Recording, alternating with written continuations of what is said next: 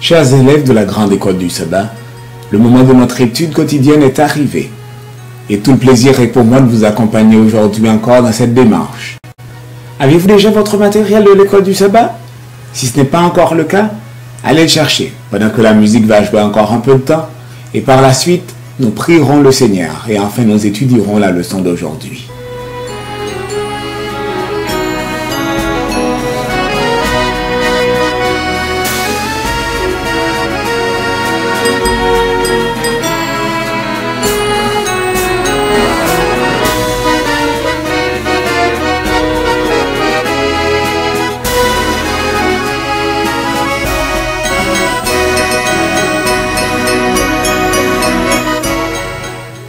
Prions. Notre Père bien-aimé, pendant cette deuxième semaine d'étude de ce thème, tu veux nous apprendre beaucoup de choses sur l'origine de la Bible, sur son inspiration aussi. S'il te plaît, ouvre notre intelligence pour que nous comprenions tout. Bénis chaque auditeur, chaque téléspectateur, chaque auditrice, chaque téléspectatrice qui étudie avec nous. Au nom de Jésus, j'ai prié. Amen.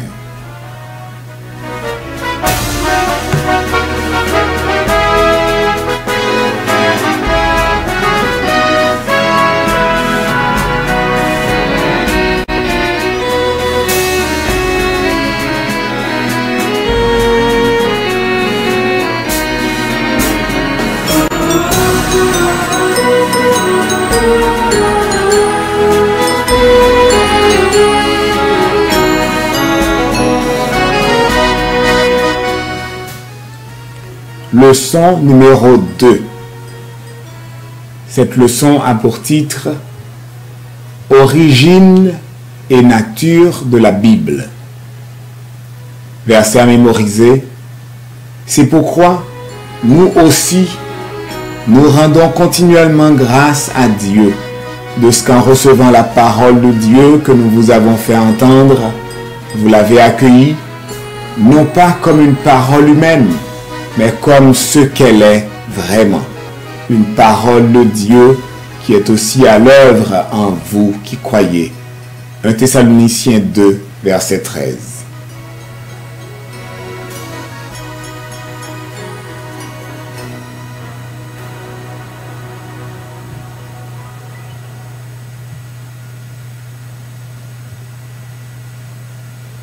Nous avons le privilège, chers amis, d'étudier un nouveau sous-thème dans le cadre de ce thème principal, comment interpréter les Écritures.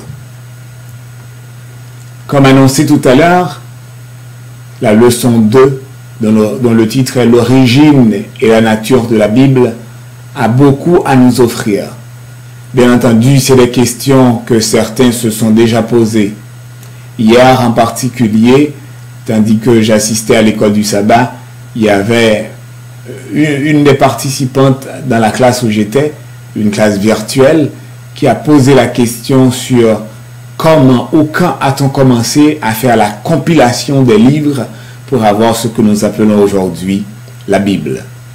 Autant pour vous dire, chers amis, il y a des questions intéressantes, bien intéressantes autour de ce livre que nous avons en main, de ce livre que nous lisons, dont nous lisons très peu d'informations assez souvent. Donc, dans le cadre de notre étude d'aujourd'hui, nous allons commencer par voir l'introduction de cette semaine. Donc, l'introduction de cette semaine, c'est dans le guide que voici, que nous pouvons trouver, où les frères Hassel nous disent « La manière dont nous voyons et comprenons l'origine et la nature des Écritures a un énorme impact sur le rôle que la Bible joue dans notre vie et sur l'Église en général. La manière dont nous interprétons la Bible est forgée et influencée par notre compréhension du processus de révélation et du processus d'inspiration. Quand nous voulons comprendre correctement l'Écriture, nous devons avant tout laisser la Bible déterminer les paramètres selon lesquels on doit la traiter.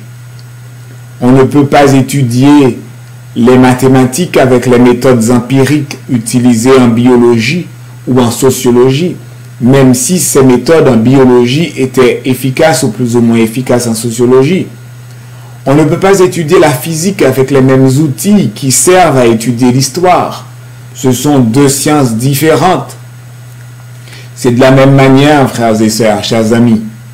On ne peut connaître et comprendre correctement les vérités spirituelles de la Bible en suivant des méthodes athées qui abordent la Bible comme si Dieu n'existait pas. Notre interprétation des Écritures doit au contraire prendre au sérieux la dimension divino-humaine de la parole de Dieu. C'est une parole écrite par Dieu, mais écrite pour des humains. C'est ça la dimension divino-humaine. Ainsi, pour interpréter de manière adéquate l'Écriture, il est nécessaire d'aborder la Bible par la foi. D'ailleurs, c'est l'Épître aux Hébreux qui dit « Sans la foi, il nous est impossible de lui être agréable, car celui qui s'approche de Dieu croit que Dieu existe et qu'il est le rémunérateur de ceux qui le cherchent. » Ça nous prend la foi pour, dans tout le contexte d'étude de la Bible. Il faut la foi plutôt qu'arriver avec du scepticisme, qu'arriver avec un esprit plein de doutes, au lieu d'arriver avec une méthodologie avec pas mal de réserves. Il faut arriver avec la foi, surtout pour comprendre ce que la Bible veut nous dire. Bien entendu, il y a d'autres sciences qui se penchent sur la Bible, soit pour l'étudier, pour l'analyser, pour voir si c'est... pour étudier sa véracité. Mais c'est pas ce que vous et moi nous faisons quand nous prenons notre Bible, quand nous lisons des passages. Donc, nous voulons découvrir la volonté de Dieu, donc ça nous demande de nous approcher de lui par la foi. Pendant cette semaine, nous examinerons certains aspects fondamentaux de l'origine et de la nature de la Bible qui doivent avoir un impact sur l'interprétation que nous en faisons et la compréhension que nous en avons. Ce que nous disons a tout son sens quand vous comprenez des fois nous avons peur ou nous faisons face au danger. Nous récitons de façon très fervente le psaume 23, le psaume 34, le verset 8. Mais donner un texte comme ça à quelqu'un qui n'est pas croyant, même s'il a peur, c'est quoi qu'il va faire? Il va peut-être le lire, mais pas nécessairement pour aider, pour chasser sa peur, mais avec plein de doutes, et ça n'aura aucun effet particulièrement sur lui. Donc, les amis, l'étude du jour, aujourd'hui dimanche 5 avril, c'est donc la révélation divine de la Bible. La révélation divine de la Bible. Notre étude commence aujourd'hui par cette question importante. Comment Pierre, l'apôtre, l'auteur des deux épîtres aussi, comment exprime-t-il sa conviction quant à l'origine du message prophétique biblique? Comment? Donc, c'est ça une question, la première, qui vient nous trouver aujourd'hui. Donc, on y va tout de suite lire l'épître de Pierre pour essayer de trouver la réponse à cette question. Voilà les amis, 2 Pierre chapitre 1 verset 19 à 21. Qu'est-ce que ce texte veut bien sûr dire à chacun de nous? 2 Pierre 1 verset 19 pour commencer dit « Et nous tenons pour d'autant plus certaine la parole prophétique à laquelle vous faites bien prêter attention, comme à une lampe qui brille dans un lieu obscur, jusqu'à ce que le jour vienne apparaître et que l'étoile du matin se lève dans vos cœurs. » Le verset 20 dit « Sachant tout d'abord vous-même qu'aucune prophétie de l'Écriture ne peut être un objet d'interprétation particulière. » Qu'aucune prophétie, verset 21 pour terminer ce passage, car ce n'est pas par une volonté d'homme qu'une prophétie a jamais été apportée, mais c'est poussé par le Saint-Esprit que des hommes ont parlé de la part de Dieu. Poussé par le Saint-Esprit. La Bible n'est pas n'importe quel autre livre. Selon l'apôtre Pierre, les prophètes, les auteurs, en partant de Moïse, en passant par les grands, les petits prophètes, ceux-là qui ont laissé des livres historiques, même les livres poétiques, les évangiles, les épîtres. Alors du temps où Paul écrivait, évidemment, il n'y avait pas encore l'évangile et les épîtres tout à fait rédigés. Du temps de Pierre, peut-être il y en avait déjà quelques-uns, mais l'ensemble de ces livres-là, disons-nous, ce sont des livres inspirés par l'Esprit Saint. D'une façon claire, on doit le dire, rien de ce qui se trouve dans ces livres n'a été inventé. Ce n'est pas comme un roman. Parce que nous prenons notre roman, on est auteur, on veut écrire. Et on s'invente toutes sortes de personnages. On s'invente des intrigues qui peuvent durer dans le temps pour amener le lecteur, pour accrocher le lecteur et le garder le plus loin possible, l'amener le plus loin possible. La Bible, ce n'est pas le cas. Le contenu du message qui se trouve dans ces livres, c'est un message divin. Donc c'est le Seigneur lui-même qui s'adresse à vous, à moi, à nous tous. Donc plutôt que d'être des fables habilement conçues, comme 2 Pierre 1, le verset 16 va le souligner, le message que nous trouvons dans la Bible, la parole de Dieu, c'est un message de prophétie, quelque chose qui dit ce qui va arriver dans le temps, quelque chose pour nous mettre en garde, une lettre, un avertissement, quelque chose qui s'adresse à la génération que nous représentons aujourd'hui et à d'autres générations avant nous pour ce qui les concernait et même qui concerne les générations à venir. Donc la Bible, ce message prophétique qui se trouve dans la Bible est d'origine divine. Donc c'est une vérité, chers amis, qui se trouve dans ce livre, la vérité, je dirais, et c'est une parole qui est digne de confiance. Pierre nous l'a dit et on va se le redire au verset 21 de la 2e épître au chapitre 1, mais cette fois-ci on va lire dans la nouvelle édition de Genève. C'est poussé par le Saint-Esprit que des hommes ont parlé de la part de Dieu. Ils ont parlé de la part de Dieu. Ce n'est pas de leur propre gré, évidemment. S'ils ont pu aussi dire un message aussi cohérent, en partant du 1er jusqu'au 40e auteur, en partant du 15e siècle avant Jésus-Christ pour arriver jusqu'au 1er siècle après Jésus-Christ, on peut bien se dire, évidemment, ils ont eu la même source d'inspiration, ils ont reçu les mêmes informations. Alors les amis, chers amis qui regardez et qui étudient avec nous, la communication verbale directe entre Dieu et certains des êtres humains, c'est un fait qu'on ne peut pas nier en tant que tel, un fait qui se trouve dans la Bible. Donc Dieu communique avec nous. Des fois, c'est juste la parole, mais dans beaucoup de cas, il va utiliser beaucoup d'images. Il va utiliser des images connues. Il va utiliser des images, des fois, qui sortent aussi de l'ordinaire, mais pour nous amener à comprendre, parce que le but, c'est de nous offrir un message clair. C'est pour cette raison, la Bible a une autorité divine spéciale. Donc, cette parole est capable de transformer. Cette parole, est capable, je ne sais pas, de faire trembler les démons. Cette parole est capable de protéger dans beaucoup de cas. Vous auriez pu en témoigner si je vous accordais le microphone.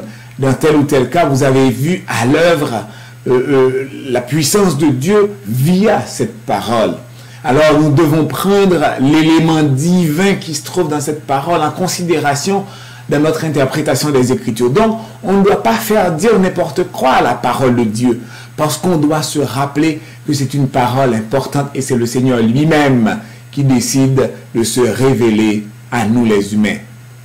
Ayant notre Dieu saint comme auteur ultime, comme le vrai, comme l'auteur principal, je dirais, de la Bible. Donc, c'est à juste titre, chers amis, que les différents livres que nous avons constituent des livres aussi saints. Et l'ensemble donne les Écritures saintes que nous appelons les Saintes Écritures. Donc, chers amis, le Dieu saint, l'auteur, lui, donne une écriture, laisse une écriture sainte. L'écriture a été donnée à des fins pratiques. Allons voir dans 2 Timothée chapitre 3 verset 16 par exemple ce qui est dit. Toute une petite liste bien intéressante. L'écriture est inspirée de Dieu. Toute écriture dans la version seconde, mais dans la nouvelle édition de Genève, il est dit l'écriture est inspirée de Dieu et utile pour enseigner, pour convaincre, pour corriger, pour instruire dans la justice. Pour instruire dans la justice. Désolé, il manque le mot justice ici. Donc, chers amis, nous avons aussi besoin de l'aide de l'Esprit Saint. Pour faire quoi alors? Pour appliquer à nos vies ce que Dieu a révélé dans sa parole. Pour que le changement dont cette parole est porteur, que ce changement-là puisse arriver dans notre vie. Nous avons besoin de prier le Saint-Esprit. Alors vous comprenez la raison pour laquelle nous mettons du temps dans la prière quand nous commençons l'étude de la parole de Dieu. Selon l'apôtre Pierre, dont nous avons considéré la référence tout à l'heure dans 2 Pierre, chapitre 1, et alors, selon cet apôtre, l'interprétation de la parole de Dieu divinement révélée n'est pas une question de nos propres opinions. Très malheureusement, quand plus d'un se sont laissés prendre, se sont laissés avoir en acceptant l'opinion des autres, on s'est retrouvé loin de la volonté du Père, loin de la volonté de Dieu en tant que tel. Nous avons besoin de la parole de Dieu et nous avons besoin de l'Esprit Saint pour arriver à une bonne interprétation. Donc, peu importe la diplomation que vous avez ou le niveau de diplomation que vous avez dans votre vie, peu importe votre capacité de lire et de comprendre, alors quand vous allez aborder ce livre en particulier, il est toujours bon de vous adresser à son auteur qui est le Saint-Esprit. Selon l'apôtre Pierre, l'interprétation de la parole de Dieu divinement révélée n'est pas une question de nos propres opinions de me répéter. Donc, il faut nécessairement s'adresser au Saint-Esprit et lui demander de nous aider. Alors, la Bible dit aussi, dans cette même veine, dans Amos chapitre 3, le verset 7, cette fois-ci, on va lire encore dans la nouvelle édition Genève, « Car le Seigneur, l'Éternel, ne fait rien sans avoir révélé son secret à ses serviteurs, les prophètes. » Il veut détruire Sodome et Gomorrhe. Genèse chapitre 18, chapitre 19. Il est allé voir son ami Abraham. Il a passé du temps avec lui. Et il s'est dit, comment puis-je garder pour moi ce que je vais faire sans le signaler à mon ami Abraham? Et là, vous avez droit à toute une plaidoirie qu'Abraham va livrer pour essayer d'épargner, de demander d'épargner Sodome et Gomorrhe. Mais vous savez très bien que ce n'était pas arrivé parce que même 5 justes, on ne pouvait pas trouver dans la ville. Et c'est ainsi, au fil du temps, le Seigneur a ses serviteurs, vous, moi. Donc, il décide d'utiliser certains moyens pour nous faire connaître sa volonté, pour nous faire connaître sa parole. C'est ce texte que je viens de dire tout à l'heure, Amos 3, verset 7, « Car le Seigneur, l'Éternel, ne fait rien sans avoir révélé son secret à ses serviteurs, les prophètes. » Donc, les amis, les mots bibliques pour révélation sous ces différentes formes, quand on l'utilise, peuvent bien vouloir dire ces mots-là, l'idée d'une chose précédemment cachée, mais qui est maintenant mise au grand jour, divulguée pour être connue de tous. Donc, quelque chose qui est dévoilé et ainsi connu et rendu manifeste. Donc, quand il est dit dans Amos 3, verset 7, le Seigneur ne fait rien sans révéler, sans faire connaître son secret, c'est une façon de dire ce qui était déjà dans son plan, qu'il n'avait pas encore partagé avec nous les humains. Donc, il va utiliser un serviteur, un prophète pour nous le révéler. Il va utiliser un homme, une femme à qui il va donner l'inspiration pour nous le révéler. Ou des fois, c'est quelque chose qui doit être rendu manifeste, quelque chose que tout le monde doit savoir et doit suivre. Donc, il va décider de le faire. Donc, qu'est-ce qu'il utilise? Des hommes des femmes, justement, pour nous révéler ce que nous devons savoir. Donc, en tant qu'être humain, frères et sœurs, chers amis, chers téléspectatrices, téléspectateurs, auditeurs, auditrices, nous avons besoin d'une telle découverte en tant qu'être humain. Nous avons besoin de savoir ce que le Seigneur révèle qui nous concerne.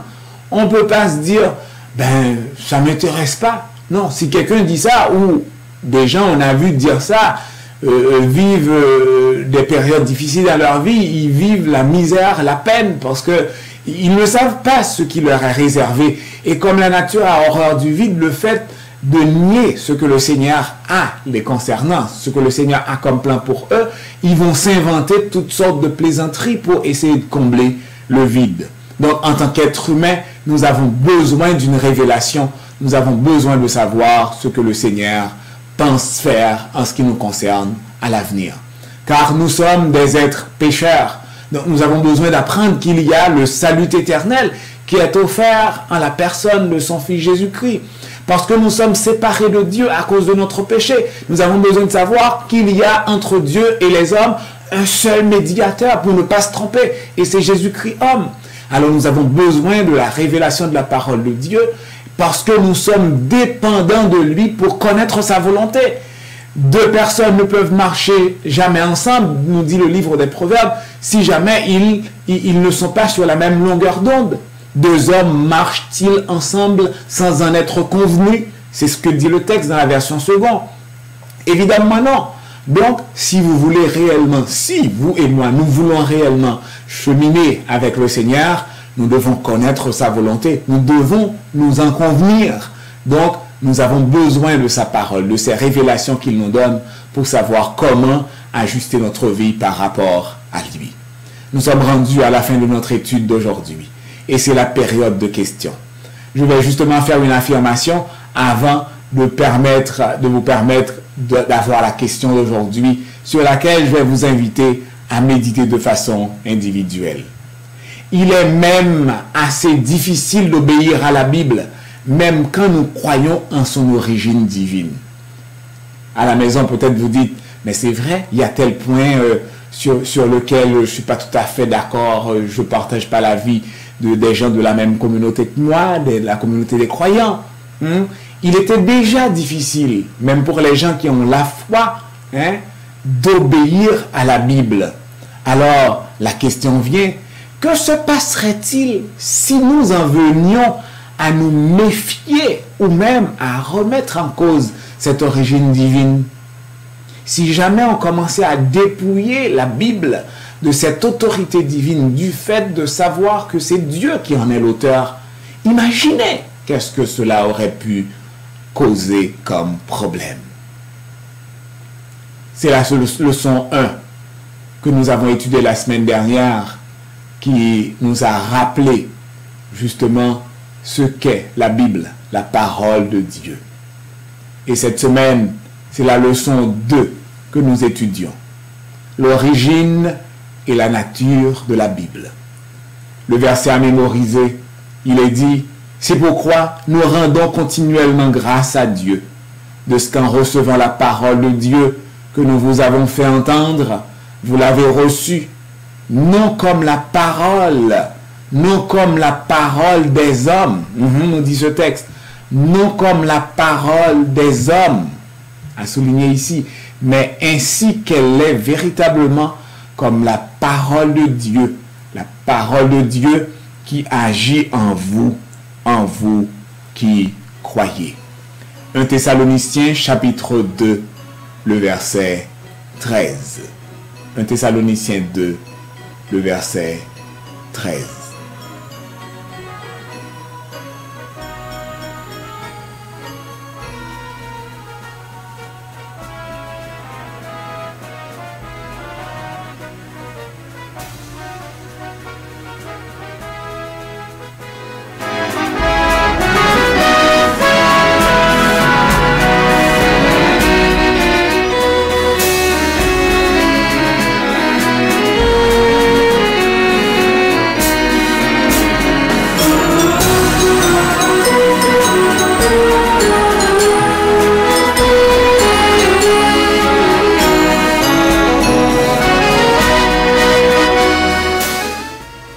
Je rappelle que c'est la leçon 2 que nous avons étudiée aujourd'hui. L'origine et la nature de la Bible. L'origine et la nature de la Bible.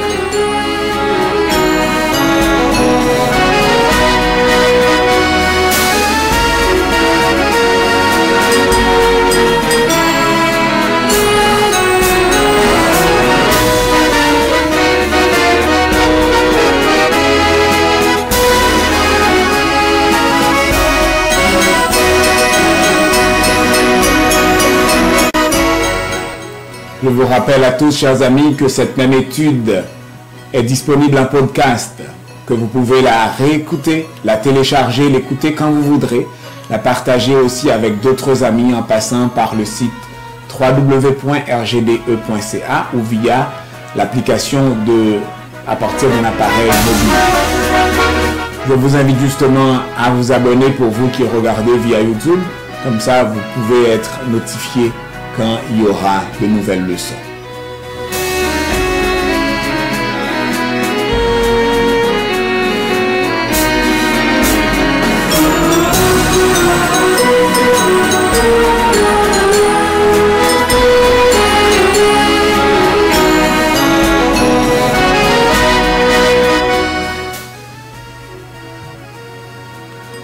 En attendant, chers amis, qu'on puisse se retrouver pour continuer l'étude que nous avons commencé aujourd'hui, je vous souhaite d'avoir un bon moment. Restez en sa présence et jouissez de sa paix. C'était votre frère et ami, Odinal Victor.